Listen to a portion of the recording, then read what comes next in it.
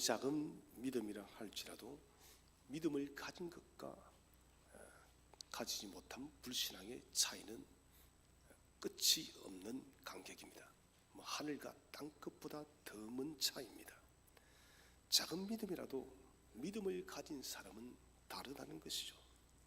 연약한 믿음이라 할지라도 믿음을 가지고 있는 사람은 그 속에 생명의 예수 그리스도가 있다는 것입니다.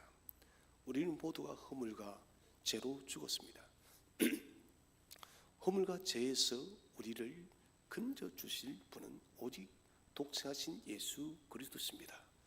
예수 그리스도를 어찌되었든 내가 믿는 그 사실이 중요하다는 것입니다. 그렇지만 우리가 연약한 믿음을 가진 사람보다 강한 믿음, 큰 믿음을 가진 것이 더 중요합니다. 작은 믿음과 큰 믿음은 아주 먼 거리가 존재한다는 것입니다. 그래서 우리가 구원을 받는 데는 작은 믿음, 큰 믿음 관계없이 구원이 주어지지만은 이왕 우리가 예수를 믿는다면은 큰 믿음을 가진 것이 훨씬 복되다는 것이죠. 오늘 우리는 두 사람을 만나게 되십니다. 주님의 수제자였던 베드로와 그리고 이방 가나안 여인인 수로보니게 여인, 이 두 사람의 믿음은 아주 대조적이에요. 한 사람은 작은 믿음의 소유자였고, 그런데 역설적이게도 그 작은 믿음의 소유자가 베드로였습니다. 큰 믿음의 사람은 이방의 여인 수로보니게 여인이었습니다. 이 두 사람의 대조적인 믿음을 통해서 우리가 함께 교훈을 받기를 원합니다. 첫 번째 주제는 작은 믿음이 가지는 좋지 않은 특징은 무엇일까요? 첫 번째로, 작은 믿음은 특별한 증거가 있어야 믿는 경향을 가집니다. 우리는 베드로의 믿음이 갑자기 작아졌다고 생각해서는 안 됩니다. 그의 믿음은 처음부터 지금까지 현재까지 작은 믿음이었어요. 당당하고 용감해 보였지만 언제나 주님의 일을 위해서는 앞장서는 듯한 강건한 모습을 보이지만 베드로는 연약한 믿음의 소유자였습니다.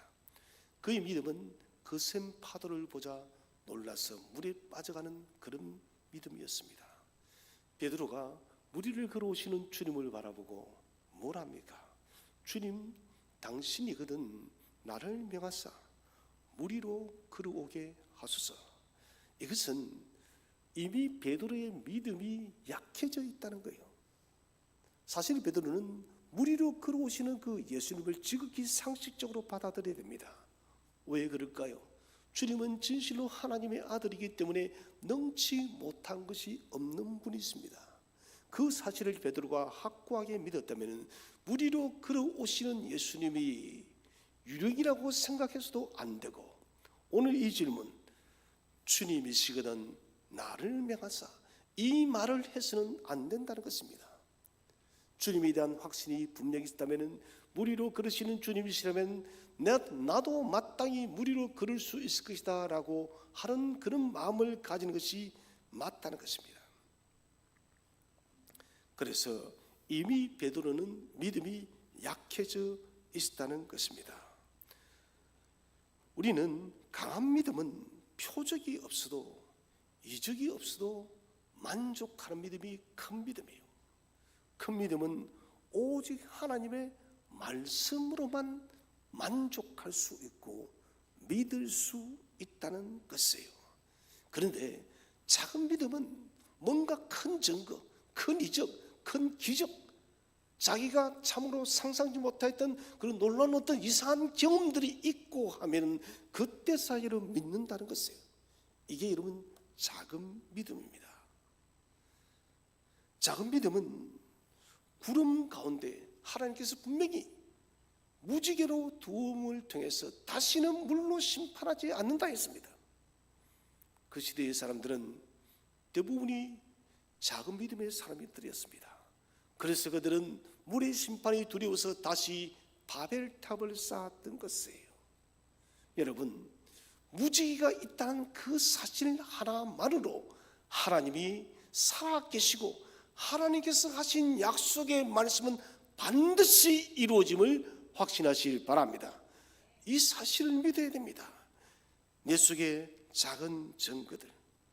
여러분, 우리는 큐티를 하면서 많은 은혜를 받습니다. 여러분, 큐티는 우리가 할 수 있다면 매일매일마다 큐티를 하셔야 되고, 시간이 여러분 부족하시면은 일주일에 3번, 4번씩이라도 우리 큐티를 해야 되는 것은 그 주어지는 하나님의 말씀을 통해서 하나님의 증거들을 경험하기 위해서 그렇다는 것입니다. 왜 우리가 기도를 해야 될까요? 기도를 통해서 우리는 하나님을 만나게 되고, 기도를 통해서 우리가 하나님을 경험하게 되고, 기도를 통해서 우리가 하나님의 이적들을 보기 때문에 기도한다는 것입니다. 이 모든 작은 일들, 큐티와 기도와 예배, 이 속에서 우리는 주님을 느끼는 거예요. 이 속에서 주님을 만납니다. 예전에 기도원을 참 많이 갔더지 않습니까? 저도 학생 때에 고3 때도 저는 친구들하고 기도원을 갔습니다. 방언을 받겠다고요. 친구들이 교회 친구들 10명씩 올라가서 방언 받겠다고 기도도 하고, 물론 그 중에 방언을 받는 친구들도 있었습니다. 근데 기도원에 가보시면은 신비주의자들이 많아요. 병을 고치고, 물론 병도 고칠 수가 있겠죠. 제가 그분들하고 많은 이야기는 안 해봤지만은 대부분이 어떤 베데스다의 연못처럼, 환자처럼, 사람들처럼 천사들이 내려와서 물을 흔드는 것처럼 그런 기적을 자꾸만 붙드는 거예요. 그분들하고 성경을 이야기하면 성경에 대해서 아는 바가 없어요. 저는 단언합니다. 여러분, 믿음이란 것은 어떤 그런 신비적인 것에서 큰 믿음이 생기는 것이 아니라 우리 예배와 기도와 큐티와 일상적인 주님의 그 경건 생활을 통해서 여러분 큰 믿음이 생김을 믿으시기를 바랍니다. 예배를 잘 드리는 사람, 여러분, 이런 분들 작은 믿음 없습니다. 기도를 부지런히 주 앞에 엎드리는 사람, 작은 믿음 없어요. 큐티를 하며 주님을 매일마다 묵상하는 사람, 여러분 작은 믿음 없어요.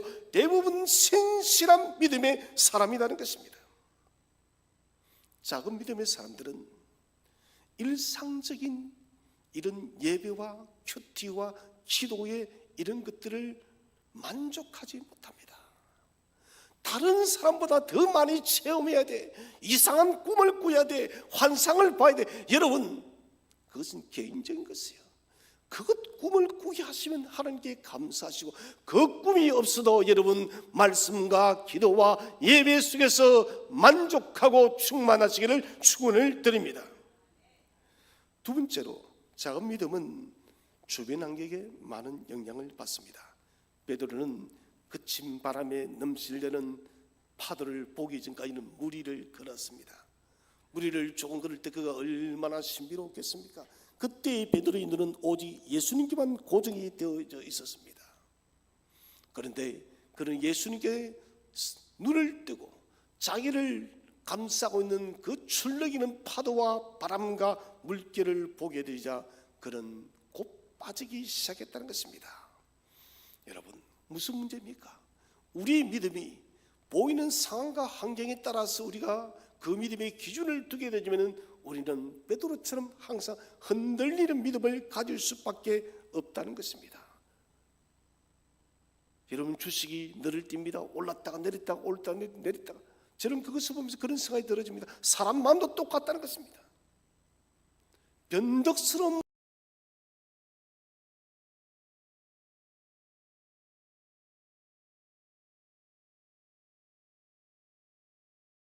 상황과 이런 여건에 따라서 삶을 살게 된다면 아주 인생이 고단해집니다. 바람 따라 흔들리는 이런 갈대와 같은 것이 우리의 마음이라면 어떻게 살까요? 왜 여러분 사람의 마음들은 그렇게 자주 쉽게 흔들릴까요? 그것은 예수 그리스도가 우리에게 생명으로서 깊이 자리 잡고 있지 못하기 때문에 그런 것이에요. 뿌리가 깊은 나무는 여러분 흔들리지 않는 거예요. 아니, 흔들려도 이는 뽑히지 않는 거예요. 뿌리가 얕은 나무는 조그만 바람이 불어도 여러분 뿌리채 뽑힐 수밖에 없다는 것입니다. 그래서 여러분, 저와 여러분의 믿음의 뿌리가 정말 깊이 뿌리 내리시기를 바랍니다. 그래서 어떤 비바람, 어떤 폭풍우, 어떤 환경이 찾아도 이 믿음의 뿌리가 뽑혀서는 안 된다는 것입니다. 그래서 우리는 우리의 믿음의 토대가 예수 그리스도 안에 견고하게 서 있어야 됩니다. 작은 믿음의 인생은 바람만 불어도, 조금만 바람만 불어도 그 믿음은 아래로 떨어집니다. 이제 큰일 났다, 이제 죽었다라고. 여러분, 그런데 한번 가만히 돌이켜볼까요? 올해도 막막했던 때, 답이 없었던 그런 때가 올 한 해도 분명히 한두 번 있었을 것입니다. 그렇지 않나요, 여러분? 그 없었다면 그 사람 상당히 특별한 사람입니다. 대부분이 있을 거예요. 그런데 여러분, 죽었습니까? 아무도 없습니다. 돌아가신 분들은 연세가 많으신 분들, 노안으로 돌아가신 분들, 병은 아무도 없어요. 여러분, 그런 순간이 찾아왔을 때 인생이 끝났다 생각했는데 인생이 끝났습니까? 여러분, 망했습니까? 안 망했잖아요. 무엇을 말합니까? 모든 것이 끝난 것처럼 그 상황이 우리를 여러분 강력하게 조여오지만은, 그러나 그 상황, 그 환경을 누구보다 더 예의주시하시고 깊이 보시고 간섭하시는 분이 하나님이심을 믿으시기 바랍니다. 하나님의 오른손이 그 모든 상황과 환경을 주관하고 있다는 것이에요. 주관해서 평안을 유지하는 사람, 이 사람이 스트레스를 이기는 힘이 강해요. 어떤 상황, 환경이 찾아와도 늘 주님 주신 하늘의 평강을 누릴 수 있는 사람. 저도 이 일이 참 쉽지는 않지만은, 그러나 사랑하시는 성도 여러분, 이제 우리가 다가오는 새해와 또 우리 남은 인생의 걸음걸음을 바라보면서 우리 믿음이 참으로 어떠한 상황, 어떠한 환경에도 주님의 평안을 누릴 수 있는 그런 믿음으로 성숙해 가시기를 바랍니다. 부정적인 생각, 부정적인 감정을 지혜롭게 다뤄야 됩니다. 부정적인 생각이 여러분 좋지 않은 감정들이 들지 않을 수가 없어요. 왜? 우리가 사람이니까요. 그러나 지혜로운 사람은, 성령 충만한 사람은, 주님의 평안이 있는 사람은 그런 감정들을 지혜롭게 다룬다는 것입니다. 모든 것을 희망적으로 바라봤어요. 이것은 낙관주의가 아니에요. 성경의 사람들, 믿음의 사람들은 희망, 소망, 지향주의적 사람이에요. 모든 사람들이 이것은 길이 없어. 오늘 재미있는 말을 제가 봤습니다. 아리아리. 여러분 혹시 아리아리가 무슨 뜻인지 아시나요? 아리아리 그 노래 말고요. 아리아리란 말이 순수 우리말이에요. 무슨 말이냐면 길이 없다면은 길을 만들어 간다는 것이에요. 막혀 있다면 그 막힌 곳을 뚫고 가는 사람, 이런 사람을 아리아리라고. 참 오늘 저는 멋진 말을 새겼습니다.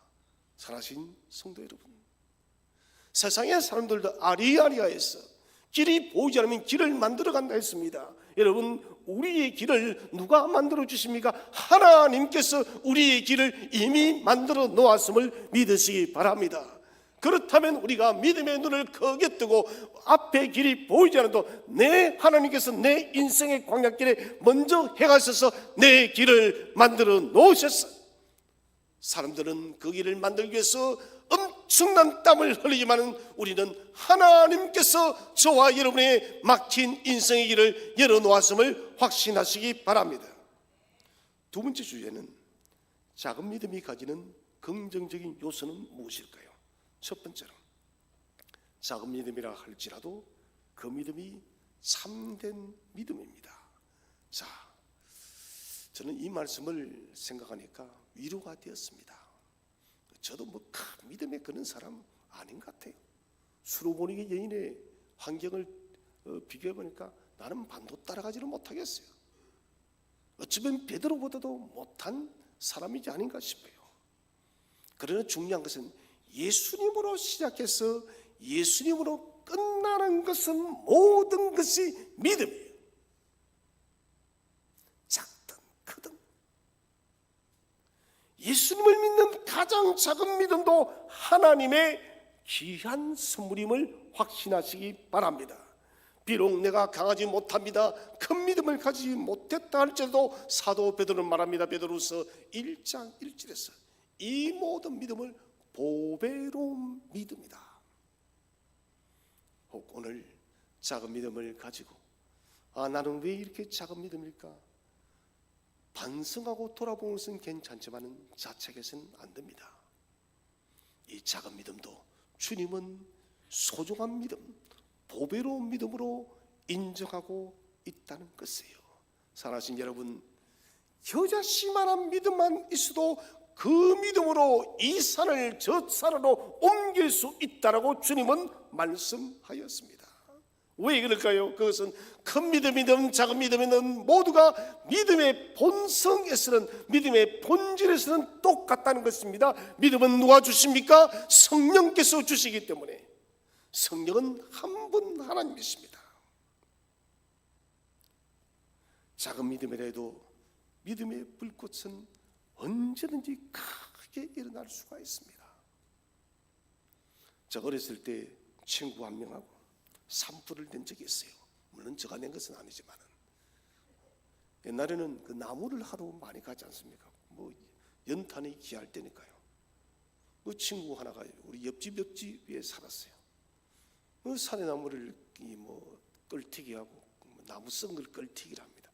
이런 것들은 뭐 죽고 있는데 그 애가 성냥을 가지고 성냥을 누구 왜 가져왔냐니까 그 양지바른 묘지에다가 여기에 불을 한번 지펴보고 싶다는 거예요. 그 애가 왜 안 할까? 진짜 불이 나는지 안 나는지. 야야 산불이 나지 그게 안 나니 하니까 자기는 봐야 되겠다는 거예요. 그리고는 불을 붙였어요. 그 봄 나니까 여러분 얼마나 잔디가 바짝 말랐습니까? 그래서 제가 끄라고 하는데 조금만 더 지켜보자는 것입니다. 결국은 그 묘동을 다 태워버려서 산에 불이 나버렸어요. 그래서 그때는 소방서가 어디 있습니까? 동네에 있는 어르신들, 형님들 뭐 전부 다 모여가지고 산불을 끄라고 범인 잡는 저는 도망가 버렸습니다. 저는 그것을 보면서 여러분 불이 탈 때 정말 순식간에 불이 붙더라고요. 오늘 여러분 작은 믿음의 소유자들에게 하나님의 성령의 불이 임하시기를 축원을 드립니다. 성령의 불이 임하게 되면 여러분 내 믿음이 비록 작다 할지라도 여러분 정말 다른 불꽃처럼 그 불이 퍼져서 우리의 믿음이 큰 믿음으로 역사할 줄로 믿으시기를 바랍니다. 두 번째는 작은 믿음이라 할지라도 공경에 처했을 때 기도로 간구하기 때문입니다. 베드로는 물속으로 가라앉기 시작했습니다. 주님 나를 구원하소서. 작은 믿음은 공경에 처하게 되면 얼굴을 어디에 둬야 될지 알지를 못합니다. 자기의 힘으로 이것저것 시도하다 주님을 찾습니다. 여러분 이 대표적인 사람이 바로 야곱이었죠. 야곱은 하나님의 음성을 분명히 들었습니다. 그에게 복을 주시고 창대케 하고 아브라함의 복이 그에게 올 것을 그런 꿈을 통해서 분명히 봤습니다. 그런데 그 삼촌 라반 집에서 어떻게 합니까? 그 재산을 자기 것으로 만들기 위해서 삼촌 얼룩지고 점 있는 것들은 다 내 양이 되게 하고 그 위에 점이나 얼룩지지 않은 것은 삼촌 것을 하십시오. 그렇게 계약을 하고 튼튼하고 그리고 건강한 암염소가 새끼를 비었으면 나무 잎을 갈아서 그 나뭇잎을 색소죠. 그 색소를 그 양들에게 먹였습니다. 그리고는 생각합니다. 이것을 먹었으니까 얼룩지고 아롱진 양들이 많이 놀 것이라고. 실제로 많이 났습니다. 여러분 그러나 그것은 그가 나무를 잎을 갈아서 먹였기 때문에 나온 것이 아니라 하나님께서 주신 것이에요. 근데 저나 여러분들, 우리는 하나님께 기도하고 하나님께 간구하고도 저 자신도 마찬가지입니다. 인간적인 방법들을 너무나도 찾을 때가 많이 있더라는 것이죠. 그러라면 하나님, 내가 왜 그랬을까요? 하나님 용서해 달라고 그렇게 주 앞에 기도할 때가 한두 번이 아니다는 것입니다. 사랑하신 성도 여러분, 주님만을 바라봅시다. 이것저것 여러분, 우리가 우리의 길을 찾을 것이 아니라 하나님께서 우리에게 말씀하는 길을 찾아가도록 합시다. 그것이 여러분 지혜로운 것입니다. 작은 믿음은 자신의 마음을 적어도 주님 앞에 쏟아놓습니다. 비록 자신의 삶의 위기가 처해서 힘겹고 어려운 상황이라 할지라도 기도했습니다. 베드로가 오늘 칭찬받아야 할 것은 바로 이 기도입니다. 주님, 나를 보지 않습니까? 내가 지금 물에 빠져 지금 죽어갑니다. 주님, 나를 도와달라고. 여러분, 이것은 대단한 기도입니다. 우리는 죽어가면서도 기도하지 않는 사람을 많이 봅니다. 위험과 역경과 어려움과 고난란 속에 처해 있지만은 주님을 찾지 않는 사람들이 많이 있다는 것이에요. 여러분, 주님을 찾으시기를 바랍니다. 비록 내 실수로, 내 허물로, 내 부족함으로, 그것 때문에 자초한 여러분 위기라 할지라도 주께 기도하세요. 자식이 바깥에 나가서 사고를 치고 왔습니다. 도무지 받아들일 수 없는 일이에요. 그렇다고 여러분 그 자녀를 자녀로 여기지 않습니까? 아니잖아요. 그 자녀의 문제를 해결하기 위해서 엄마 아빠는 나가서 그 문제를 수습하고 돈이 들면 또 돈을 지불하고. 왜 그렇게 합니까? 내 자녀이기 때문에, 내 아들, 내 딸이기 때문에 그렇게 한다는 것입니다. 여러분, 하늘 아버지는 우리 육신의 부모보다도 우리를 더 잘 알고 계십니다. 우리 육신의 부모도 더 큰 끝없는 사랑을 가지고 있다는 것이에요. 그렇다면 비록 우리가 실수하고 범죄하고 실패하여서 찾아온 위기라 할지라도 여러분, 아무런 주저없이 주님을 부르시기를 바랍니다. 그냥 주님을 부르세요. 저는 아이들이 참 좋은 것이, 저희 집 아이들도 그랬는데, 어른들은 절대 그러지 못하죠.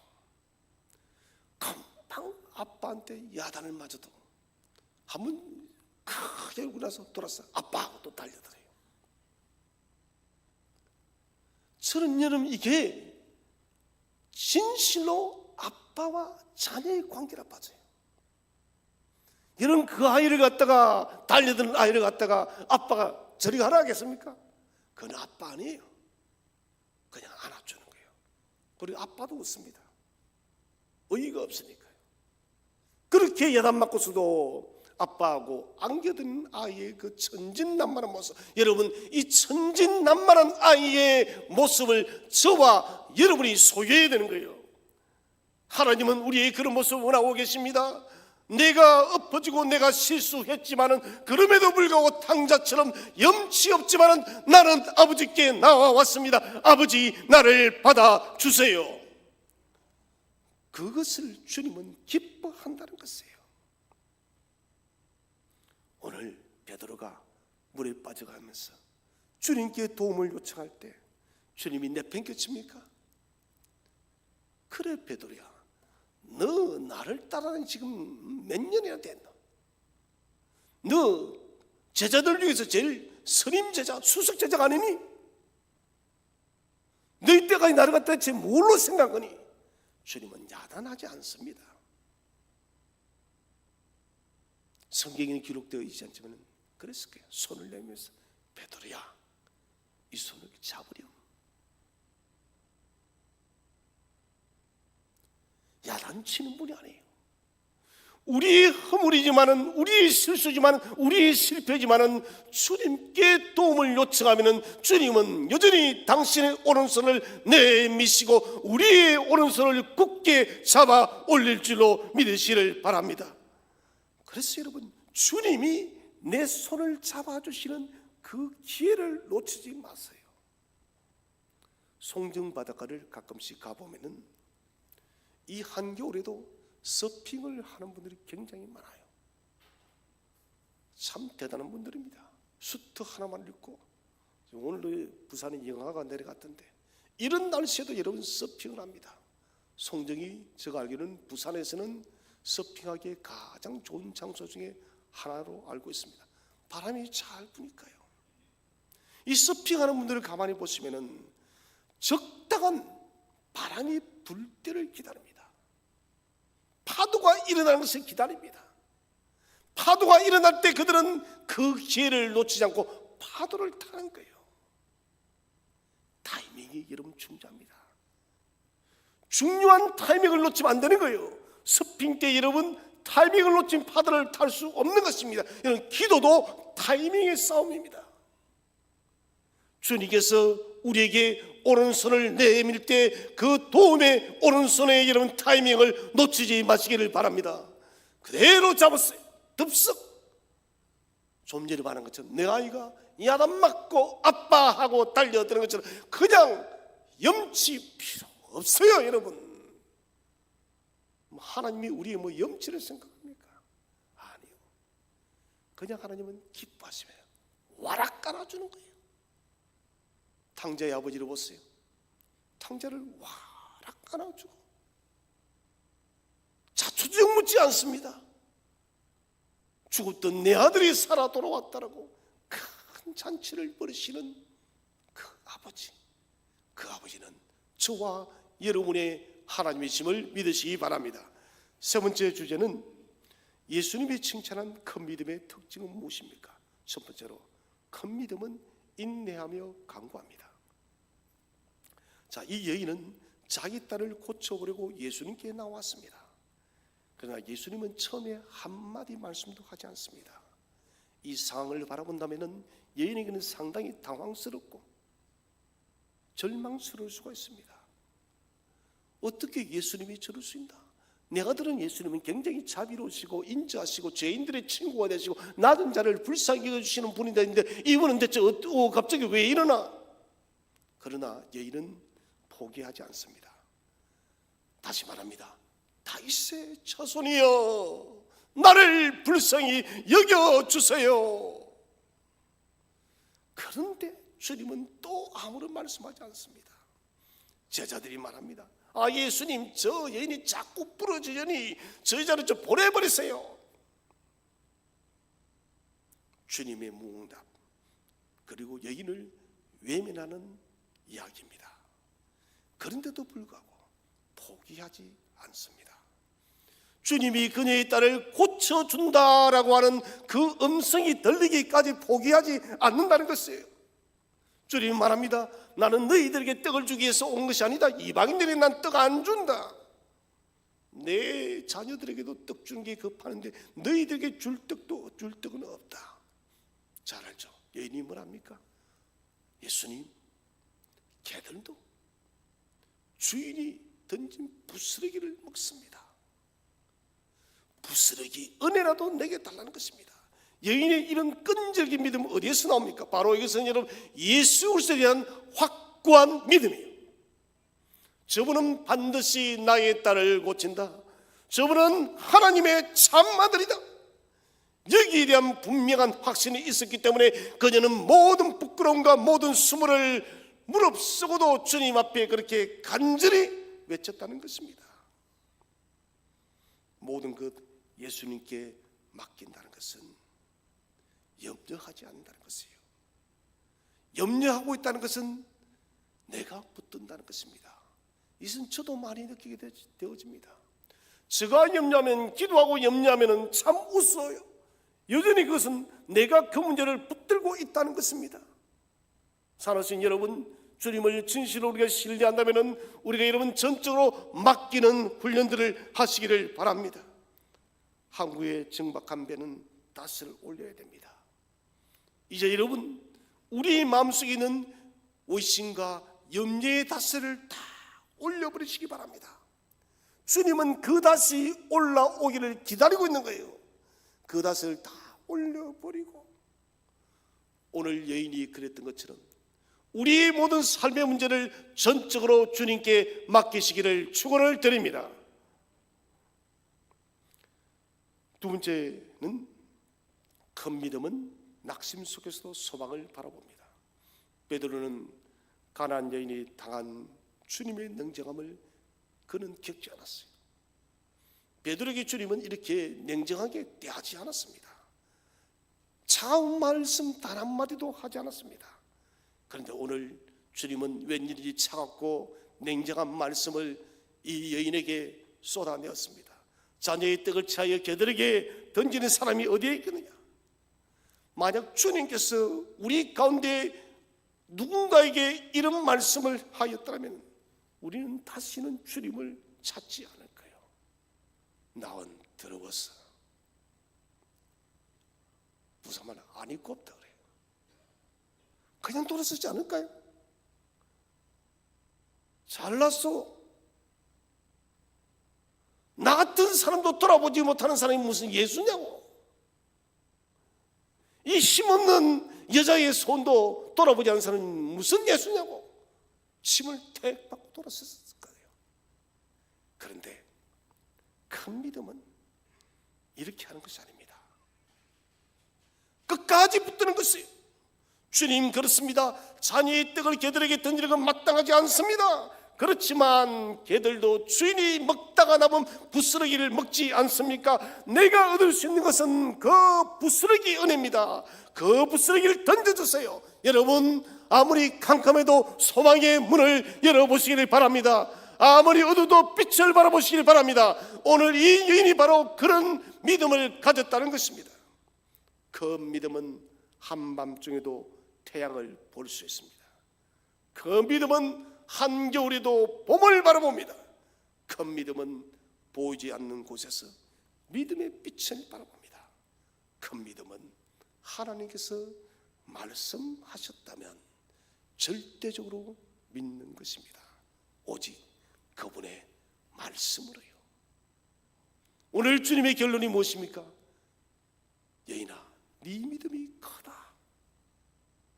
그리고는 그 즉시로 그녀의 딸을 고쳐주었습니다.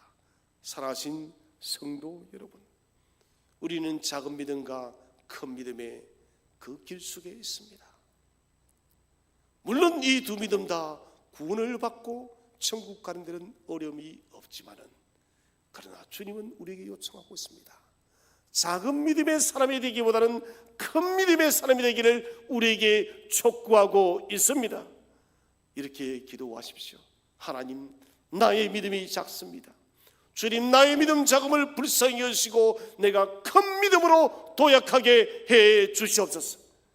그리하여 이 한 해를 여러분 마무리하면서 새해에는 내가 흔들리고 상황과 환경에 요동하는 그런 작은 믿음이 아니라 어떤 바람이 불어도 견고하게 서있는 큰 믿음의 소유자가 되기 위해서 2025년을 힘있게 달려가는 저와 여러분 되시기를 주의 이름으로 축원드립니다.